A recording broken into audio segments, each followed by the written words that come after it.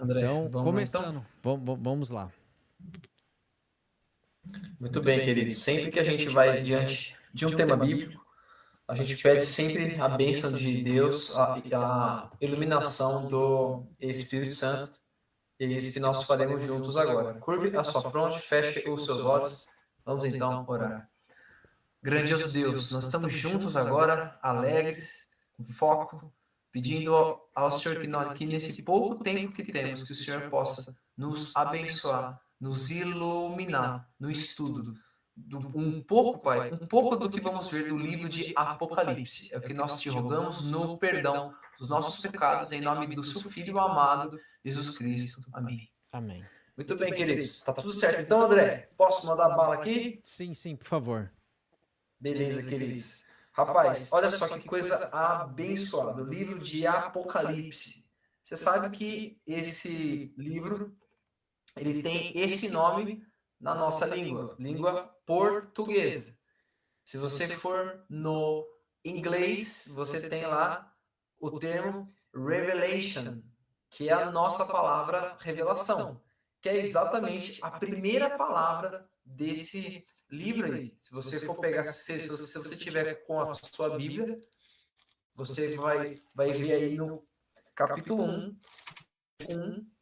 o termo aí revelação, que é exatamente a palavra grega apocalipse. Por isso que então tem essa variança de termos, porque a língua portuguesa resolveu conservar o termo grego, simplesmente.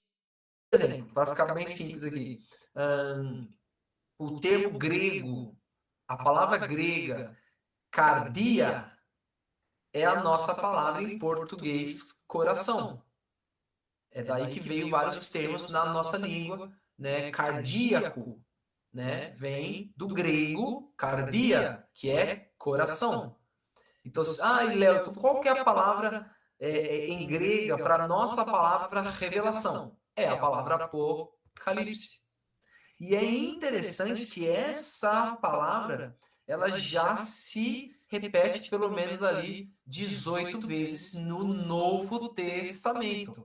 Lembrando que o Novo Testamento foi feito em grego, enquanto que o Antigo Testamento foi feito em hebraico e algumas pequenas porções em aramaico.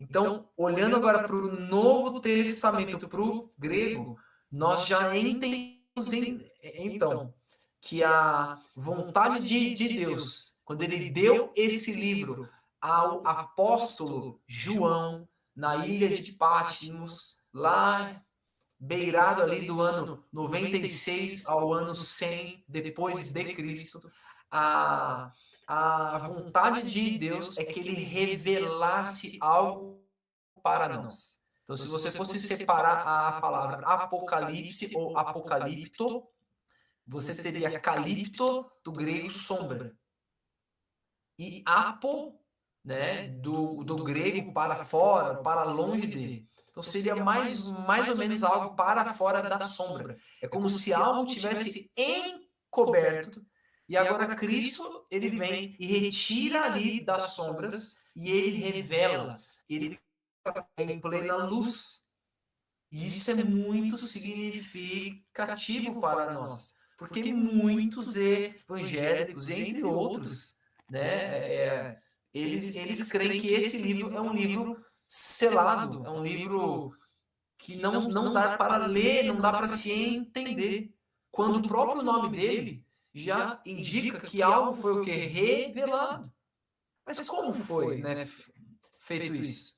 Bom, quando você vai para Apocalipse, capítulo 1, verso 1, e você vai indo ali até o verso 10, você vai ver de forma clara o trabalho celeste vindo para a terra.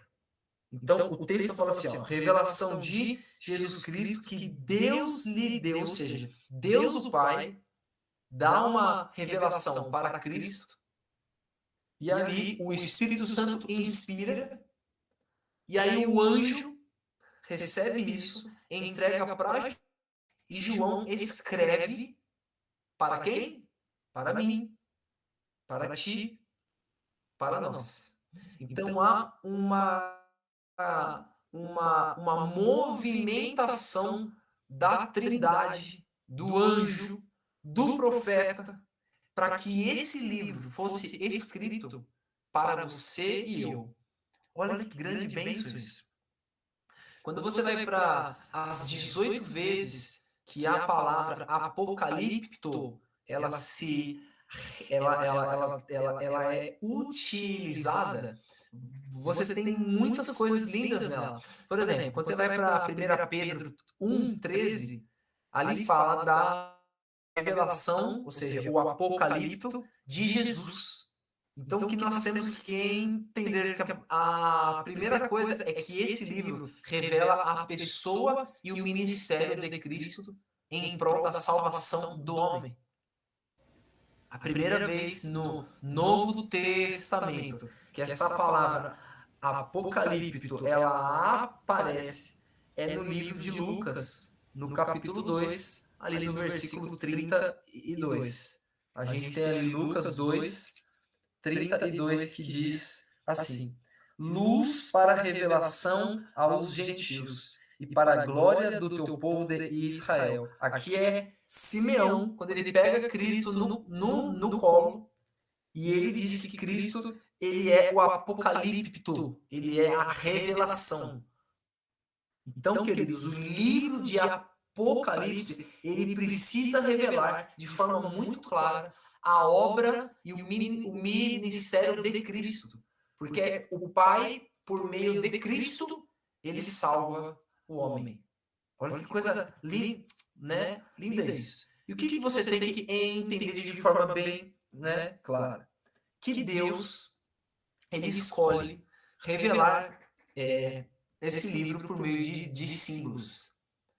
Simplesmente por meio de símbolos. Você se lembra no livro de Mateus, capítulo 13, quando Cristo ele conta ali parábolas, e ele começa a falar sobre muitas coisas, mas ele fala em parábolas. Por exemplo, ele conta a parábola do semeador, depois ele conta a parábola do joio, depois do grão de mostarda, depois do fermento. E aí no verso 34 e 35 de Mateus 13, nós temos o porquê que Cristo fez isso. E diz o texto: todas essas coisas disse Jesus às multidões por parábolas, e sem parábolas nada lhes dizia, para que se cumprisse o que foi dito por intermédio do profeta.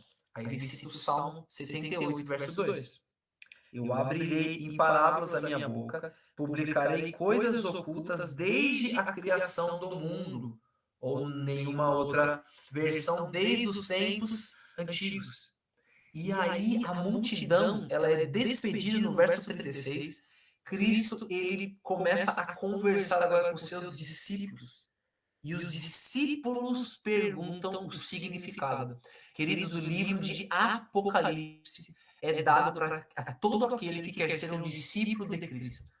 Todo aquele que quer ouvir da própria boca dele as revelações ali tidas. E isso é importante. No livro de Gálatas, capítulo 2, verso 2, o apóstolo Paulo diz que depois que ele teve o apocalipto, ou seja, a revelação de Deus para ele, ele obedeceu. E aqui eu já convido a todos aqui que estão vendo essa live ou ainda vão ver. Você não pode ler livro simplesmente como um curioso, mas você precisa ler o livro de Apocalipse como alguém disposto a obedecer. Isso é muito sério. A obediência. Oi. Só fazendo um adendo aqui, que é muito interessante o que você falou e importante também.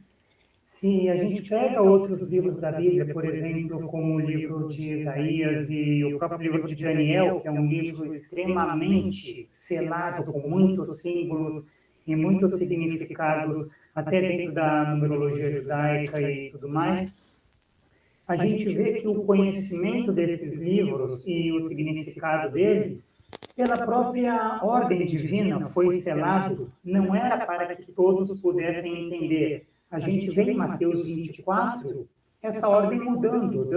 Jesus fala, olha, quem lê Daniel, entenda. Então, assim, agora, depois da vinda do Messias, depois da morte do Messias, já não é um tempo em que Deus falaria de uma forma que causaria como rejeição ou que causaria dúvida, já não falaria em mistérios. Ele falou enquanto estava aqui, uma vez que o sacrifício foi feito, que a gente pode falar, o reino de Deus havia chegado por intermédio do trabalho do Messias, todo o plano da redenção até o final já estaria aberto para todo aquele que quisesse ler. E a gente consegue ver alguns pontos disso em Apocalipse, porque enquanto a gente vai lendo, todos os símbolos a gente consegue voltar na Bíblia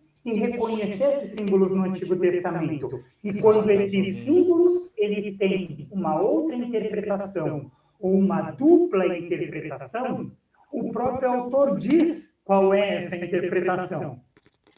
Exatamente, querido. A gente vai entrar então nessa parte aí, muito bem dito pelo meu querido aí. E quando você lê ali o Apocalipse 1, ali, se vocês tiverem as suas Bíblias, vocês vão ver que Cristo ele é visto por, né, João, tá bom? A partir do verso 9 ali. E ele é visto entre 7 candeeiros e na sua mão tinha 7 estrelas. E agora, olha só o que diz o verso 19. Apocalipse 1, 19. Escreve, pois, as coisas que viste e as que são, e as que hão de acontecer depois destas.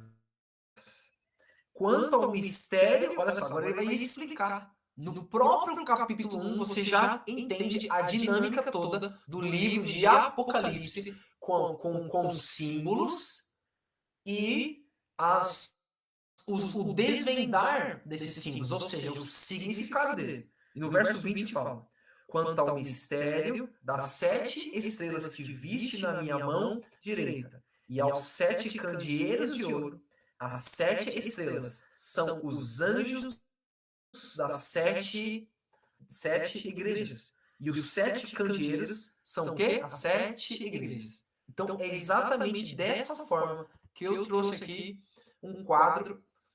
Esse quadro, ele é bem longo, eu vou, né, passar ele aqui, mas eu quero que vocês vejam que nós temos 3 colunas nesses quadros aqui.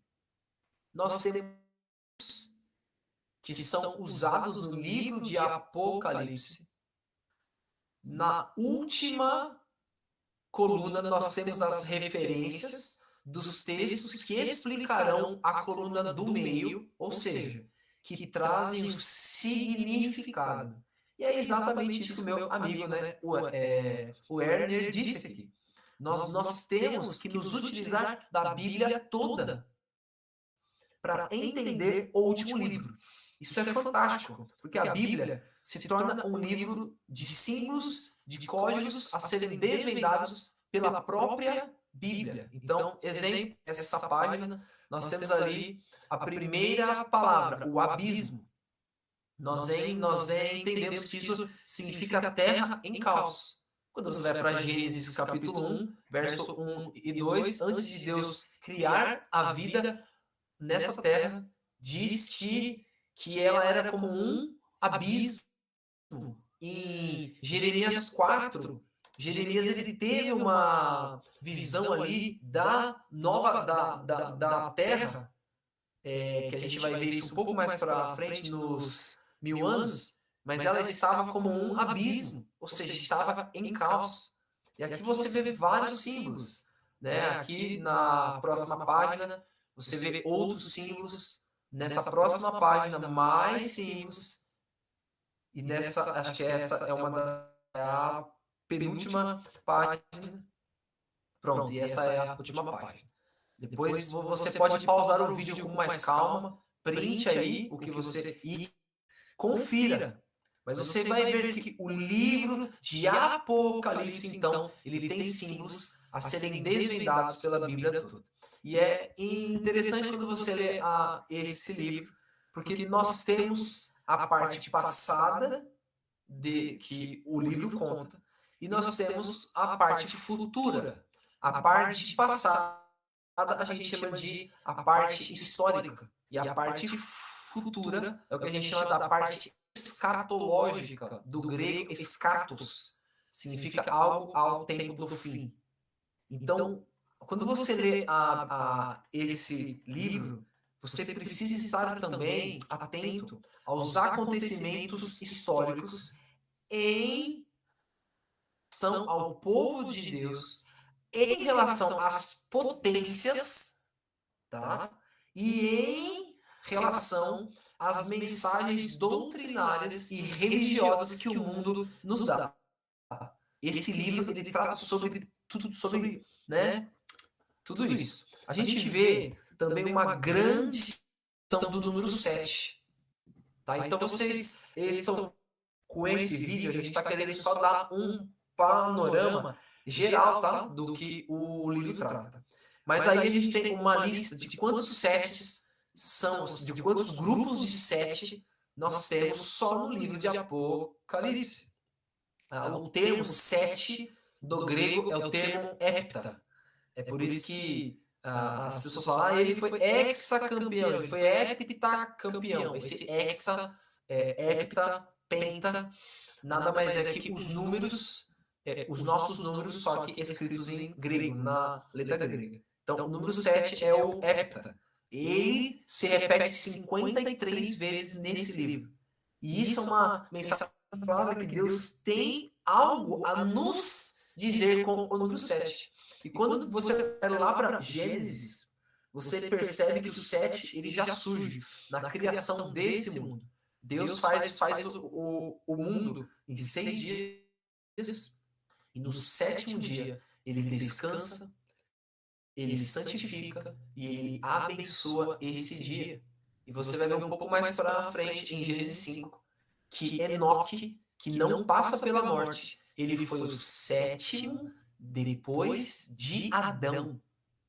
Então o número 7 ele tem esse significado de processo que culmina em algo perfeito. Então Deus vai fazendo o mundo até que no sétimo dia ele fala, tá tudo muito bom. E aí ele descansa. Enoque, ele foi o sétimo até que ele andou com Deus e Deus toma ele. E vocês vão ver que nesse processo de 7, Apocalipse, quando chega no número 7, nós temos o culminar de um processo que se torna completo, maduro, teleios, do grego, perfeito. Tá? Isso é importante para que você saiba. A gente tem, por exemplo, 7 bem-aventuranças nesse livro. Depois você pausa e pode ler com mais calma. A gente tem também algo muito sério na literatura judaica ali, que são as 7 festas judaicas. E por que eu trouxe elas aqui? Porque os princípios dessas festas são encontrados no Apocalipse, porque eles são o cumprimento do ministério de Cristo. Por exemplo, a gente sabe que a Páscoa era símbolo da morte de Cristo. O apóstolo Paulo, em 1 aos Coríntios, ele vai ali nos falar que Cristo foi o Cordeiro Pascual. Então aquela festa judaica, ela só apontava como uma sombra para a realidade de que um dia o Cordeiro de Deus viria pagar o preço. Só que nós temos umas outras festas. Eu não tenho tempo para falar de, entendeu, cada uma delas. Mas é interessante ressaltar que o Apocalipse ele vai trazer vestígios, dicas, indicações dessas festas. E para que fique mais fácil, para que você veja de forma mais fácil, quando você vai para o santuário, era por meio do santuário que Deus regia as 7 festas, que Deus regia as leis cerimoniais judaicas. A gente tinha ali o Pátio Santo e o Santíssimo. É incrível que quando você vai para o Apocalipse, você encontra de forma bem clara as peças do santuário. Lembrando que Êxodo 28, Deus havia dito para Moisés fazer o santuário de acordo com o que ele viu. E Hebreus capítulo 8 e 9 nos mostram que o que Moisés viu foi o santuário do céu, foi o santuário celeste. Então, quando João escreve o Apocalipse, vocês vão ver a partir do capítulo 4 que ele foi levado em visão ao santuário celeste. E no santuário celeste, ele vê algumas peças desse santuário da terra, ao qual Moisés copiou do santuário do céu. Isso é incrível. Isso é incrível. E aqui eu tenho aqui a lista, então, de alguns capítulos e versículos no Apocalipse que nos trazem alusões ao santuário que Moisés fez. Como, por exemplo, a transição de portas de Apocalipse 3:7. Nós sabemos que o santuário ele tinha 3 portas, para o pátio, para o santo e para o santíssimo. Eram como véus, mas depois no santuário de Salomão já não eram mais simplesmente véus, mais portas. Tá bom? E o santuário de Salomão também foi feito à semelhança do santuário do céu, né? Isso está em Reis. Você tem também a questão do cordeiro, no 5, versos 6 e 9. A questão dos anjos, e no santuário Moisés ele tinha que pintar anjos pelas cortinas. Por quê? Porque os anjos estão no santuário do céu. No capítulo 8, verso 3, nós temos o incensário e o altar. E no capítulo 11, verso 19, um texto incrível que diz que João viu o santuário do céu se abrir e ele viu ali a arca do concerto. E isso era somente visto pelo sumo sacerdote no santuário da terra uma vez ao ano, quando ele realizava a festa do Yom Kippur, né, o dia da expiação. Então a gente tem, queridos, todo esse cenário de símbolos de número 7 e de santuário no livro de Apocalipse. A gente tem também, de uma forma incrível, uma correlação gigantesca entre Daniel e o livro de Apocalipse. Por exemplo, se você vai ali para o Apocalipse 13, ali fala de uma besta que sobe do mar, que tem características de urso, de leão e de leopardo. Quando você vai para Daniel, no capítulo 7, nós temos ali os mesmos animais. E o próprio texto de Daniel 7 os interpreta como nações, como potências. Então, o livro de Apocalipse, ele é melhor entendido quando você desvenda os símbolos do livro de Daniel. Há uma relação muito grande entre esses dois livros. Os dois, Daniel e João, começam a sua vida ali com Deus muito jovens. E os dois são longevos, eles duram ali bastante tempo, vivem muito tempo. Os dois tiveram a visão de Cristo glorificado, os dois caem perante Cristo. Os dois tiveram visões simbólicas. Os dois tiveram em parte, o entendimento de algumas delas. E em parte, não. Os dois também têm partes que os dois não entenderam nada. Ou seja, que eram coisas para o nosso tempo. E você tem nessa lista aí, depois você printa e leia com calma, mas você tem várias correlações entre esses dois livros. Então aqui, mais uma vez, estamos dando o quê? Um panorama geral. E para dar um fim aqui, porque como você viu, a gente só está dando, né, ali um plano de fundo, uma base. O principal tema de Apocalipse é Cristo. Não é somente esse livro, mas é sobre ele e é para ele. Então eu quero que fique bem claro isso. Nós precisamos nas páginas desse livro entender, apreciar, amar, andar, conversar, se entregar com a pessoa maravilhosa de Cristo. Agora eu vou passar então para o meu amigo André, para se tiver alguma dúvida também, né? O Herner, se ele quiser falar algo, mas eu queria que fosse bem breve mesmo, porque a gente só uma ideia geral e talvez nas próximas lives a gente entre então capítulo por capítulo, verso por.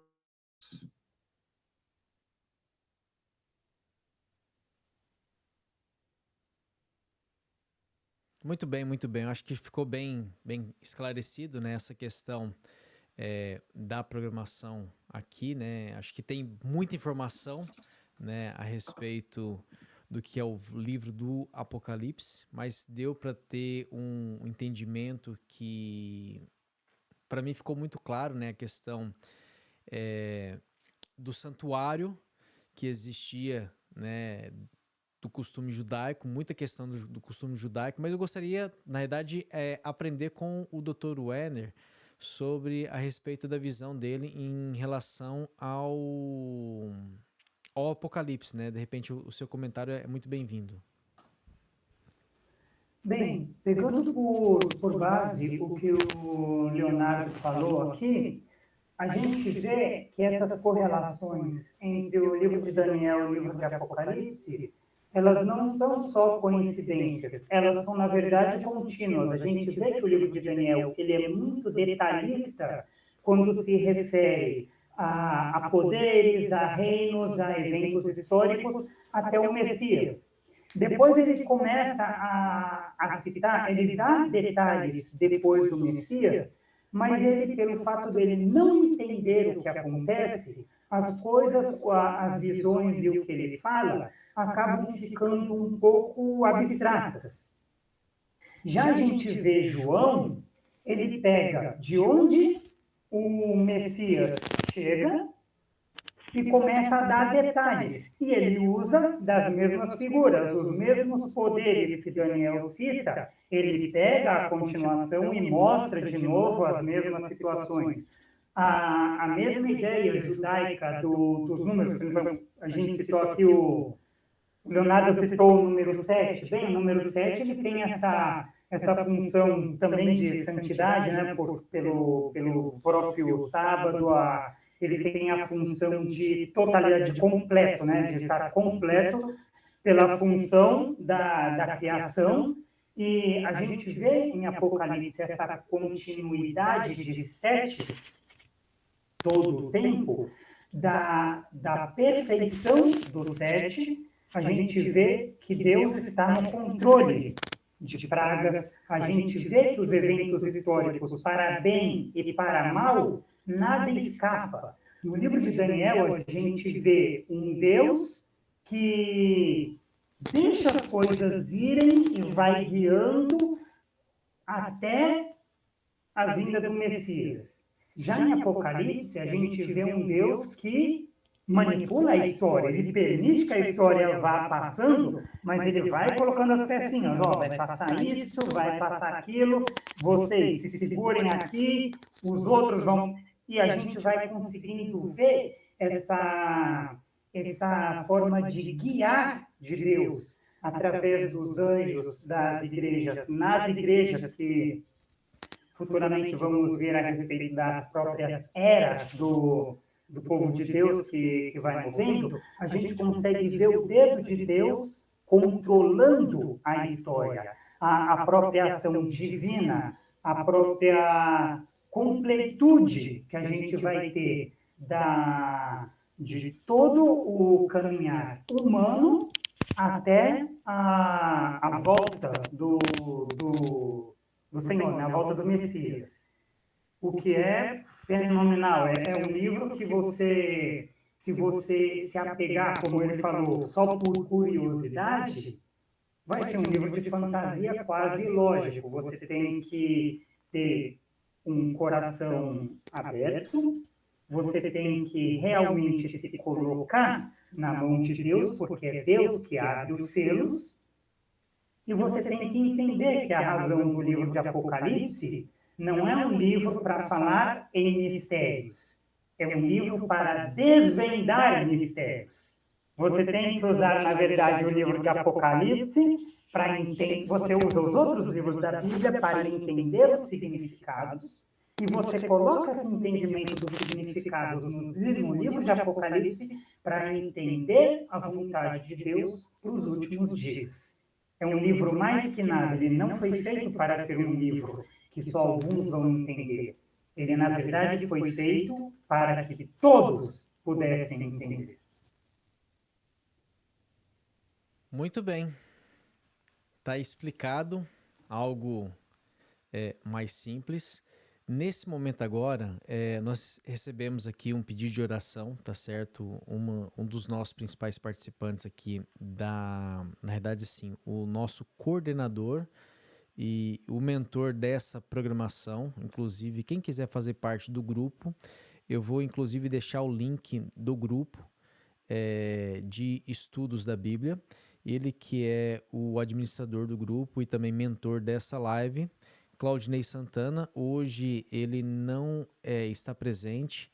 Ele pede oração para o filho dele, né? Ele está tendo que sair da live para poder levar o filho dele ao hospital. Então, vamos orar para o filho dele, para que Deus possa estar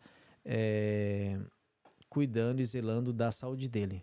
Mas acredito que ficou bem esclarecido as questões, porque é um livro de antemão bastante complexo, né? Na forma como que se trata, por ele ter ilustrações e enfim. Eu vou me colocar aqui junto de vocês de forma miniatura para poder o pessoal poder estar vendo, tá? Então, tanto o Dr. Werner como também o irmão Leonardo Ribeiro, eu acredito que tem muito mais da gente poder aprender nos detalhes, né? Porque o livro, ele na realidade meio que resumiu toda ele pegou toda uma história desde o início, né? Dos costumes judaicos, né? E passou além do tempo, muito mais do tempo do que o autor ali, né? Que o apóstolo João. Então tem muitos anos de informação compilado em representações de imagens, de símbolos, de situações que a princípio quem lê acaba não entendendo, levando para o sentido literal, né? Acaba ficando algo até mesmo monstruoso, vamos dizer assim, né? Acaba não... Ou fantástico, né, também. Sim. Então, nesse sentido, eu acredito que com o conhecimento de vocês, do irmão Léo e também do Dr. Werner, fica mais fácil entender sobre algumas questões, né? Que tem a questão do santuário, tem a questão dos costumes, tem a questão também, principalmente, da representação, sendo o Jesus o principal,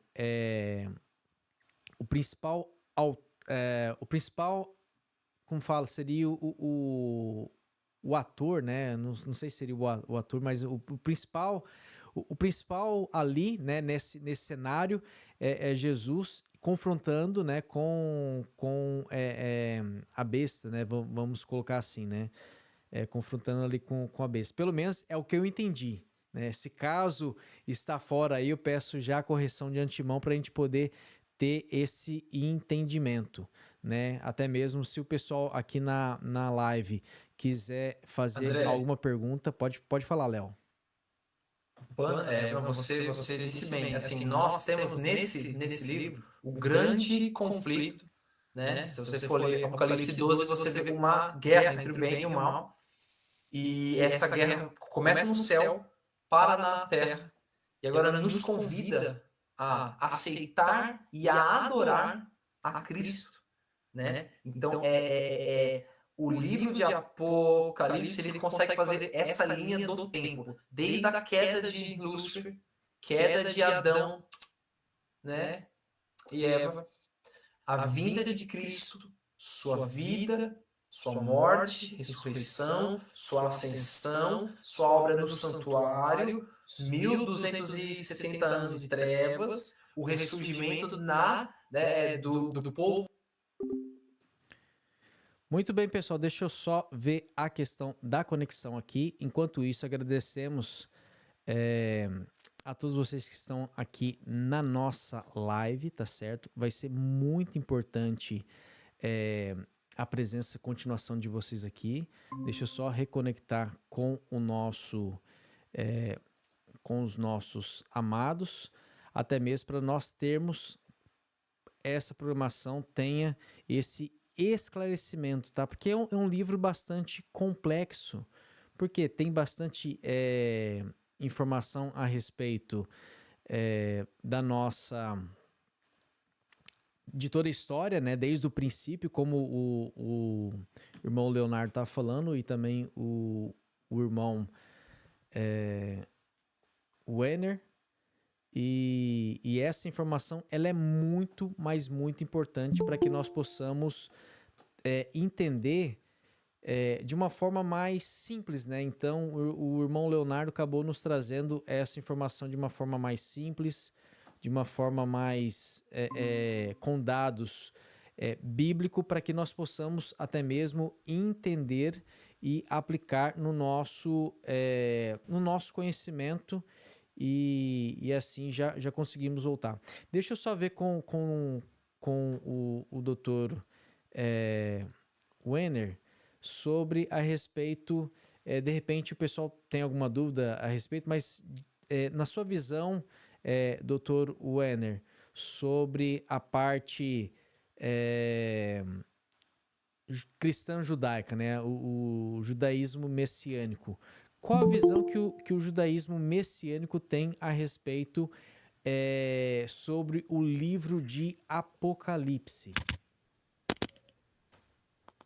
Bem, a questão do judaísmo messiânico, principalmente, ele tem uma interpretação um pouco diferente do cristianismo puro a respeito da função do Messias, nesse caso. Mas acredito eu que para o estudo do Apocalipse, o entendimento de Jesus assumir uma posição de Deus ou não assumir uma posição de Deus, não entraria muito nesse critério. Nós sim vemos no Apocalipse uma determinação em que Jesus se coloca basicamente como uma divindade. Isso é inegável. Isso é inegável. Obviamente, os que não creem na divindade de Jesus ou algo parecido vão interpretar de outra forma essas aclamações da divindade feitas por Jesus, mas Jesus como um Messias, recebendo uma inspiração divina, recebendo o Apocalipse da mão de Deus e oferecendo aos homens para cumprir com o papel que ele fez, que ele veio fazer aqui, que era mostrar a Deus e reordenar o ser humano na função de criatura para o serviço de Deus. Isso é inegável, nós conseguimos ver isso. E dentro do próprio judaísmo, nós podemos ver as simbologias que ele usa, tudo isso, mostrando o próprio caminho que ele faz, entende? Então, assim, a gente vê dentro do judaísmo, pelo menos uma parte dos que se tratam como o judaísmo messiânico, eles negam um pouco, eles preferem não entrar nos detalhes da divindade de Jesus, aceitam a completa divindade de Deus, na figura de Deus o Pai, e colocam Jesus como um mediador entre Deus o Pai e o anjo que mostra a revelação. Que interessante, né, essa questão aqui, para nós entendermos, né, sobre, mesmo colocando ele como Messias, né, dentro do judaísmo messiânico, acaba não tendo uma completa, vamos dizer assim, aceitação, seria isso, dele ser, deixa eu ver se eu entendi, é isso mesmo, Dr. Wenner? Ele acaba não sendo o principal ali no Apocalipse? Não é que ele não é o principal. A questão do judaísmo messiânico, ele segue a linha judaica de que Deus, ou como Hashem, é um. Então, o judaísmo messiânico não olha a divindade como três. Ele olha a divindade como um. E ao citar Deus, e ao citar Jesus, e ao citar o anjo, ele coloca Deus como a divindade, ele coloca Jesus como um Messias, ele coloca o anjo como um mensageiro. Então, Deus, através do Messias, entrega a revelação para o anjo que nos entrega a revelação. Basicamente. Entendi. Irmão Léo, temos, eu gostaria, a gente tem mais alguns tempinhos aqui, não tivemos aqui perguntas aqui, mas imagino que as pessoas de repente tenham, né, não apenas não expressou, mas de repente você tem alguma consideração final aqui para a gente poder encerrarmos a nossa programação de hoje.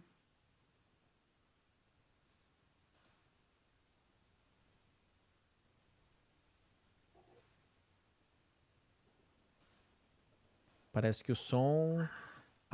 Oi, sim, Andrezinho, mas foi isso, querido, foi muito bom aqui juntos, como a gente havia dito, a gente queria dar um panorama por cima desse livro. Então, resumindo, é um livro que fala sobre Cristo, sobre a salvação, sobre o tempo do fim.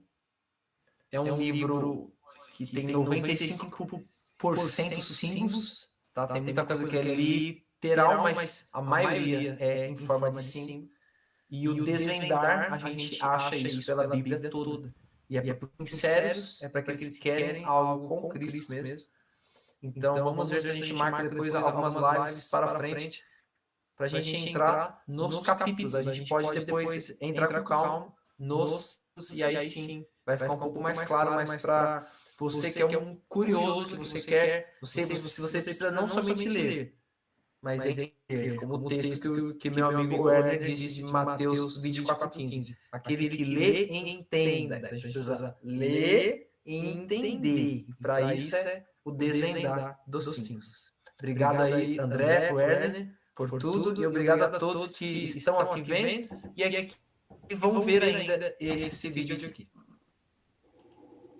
Muito bem, quero agradecer então aqui de antemão o Dr. Wenner se colocou à disposição de estar aqui conosco, nos trazendo os comentários e a visão. Obrigado pelo convite. E é sempre bem-vindo, tá? Inclusive eu estive falando com uma das nossas convidadas que nós falamos a respeito sobre ciência e fé aqui no canal. Esse canal aqui nós falamos sobre neurociência e comportamento. E nós tivemos uma convidada que ela é missionária e nos trouxe bastante conhecimento e enriquecimento, né, nessa área a respeito da conversão dela através da fé, e também falei um pouquinho sobre a ciência. Inclusive, estou conversando com ela para a gente poder migrar, tá certo? Essa informação, ela que tem mais de 300 mil seguidores no canal dela. E aí a gente está vendo a possibilidade de poder levar essa mensagem na disponibilidade da programação lá no canal dela. Mas de antemão, aqui o canal está sempre aberto da gente poder estudar. Essa live vai ficar apenas disponível, tá certo? Aqueles que têm acesso ao link por esse canal ser exclusivamente por trabalho de neurociência, tá? Então, aqueles que têm acesso ao link, tá certo? Então, por favor, pode compartilhar que todos terão acesso livremente. E o Dr. Wenner, tá certo? É um dos nossos convidados futuramente. A sua especialidade qual que é mesmo, Dr. Wenner?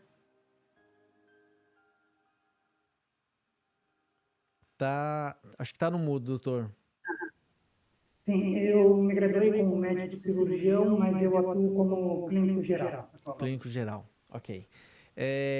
Obrigado, Leonardo Ribeiro, por nos enriquecer aqui, trazer bastante informação. E detalhe, Dr. Wenner, eu acabei não falando aqui, mas já falei algumas outras em particular, e também acredito até em alguma live também, mas desde há mais de 10 anos atrás, eu classifico esse daí, na época, né? Era o Google da Bíblia, tá? O Leonardo Ribeiro. Na época eu classificava ele como o Google da Bíblia, porque ele memoriza tudo muito rápido. E hoje eu coloco ele como IA da Bíblia, né? O chat GPT, né? Mas... Pô, privilégio ouvir, então. Irmão Leonardo é uma bênção e ele é sempre muito bem-vindo, tem uma experiência assim enorme, apesar, acredito que é mais novo aqui dessa bancada, mas eu me sinto muito agradecido, tá? Pela tua atenção. Eu sei que a demanda aí tá grande, mas Deus nos abençoou com a tua presença hoje, tá bom? Eu acho que tem mais algum comentário aqui? Não? Então, não havendo, pessoal, agradeço a todos vocês por esse momento, tá? A live vai ficar disponível, aqueles que têm o link, tá certo? Então, por favor, compartilhe esse link, tá certo? Não vai estar disponível no canal aberto, mas para quem tem o link, tá certo? É uma live fechada para todos vocês, tá bom? Muito obrigado a todos, obrigado aí, Claudinei, pela iniciativa, tá certo? De poder fazer esse movimento e não poder estar presente devido a um problema de saúde do filho. Obrigado, doutor, mais uma vez. Obrigado, Leonardo, e a todos vocês que nos estão aqui. Por favor, se inscreva no canal, compartilhe e deixe os seus comentários, aqueles que têm o link aqui. Será muito importante, que aí nós podemos fazer uma segunda etapa novamente com a presença deles. E aí, se estiver no canal da nossa, que nós estamos fazendo essa questão de poder conversar, e aí eu passo o link aqui também no canal, eu coloco à disposição para a gente poder dar uma sequência, tá certo? Muito obrigado a todos, fiquem todos com Deus e até a próxima. Valeu!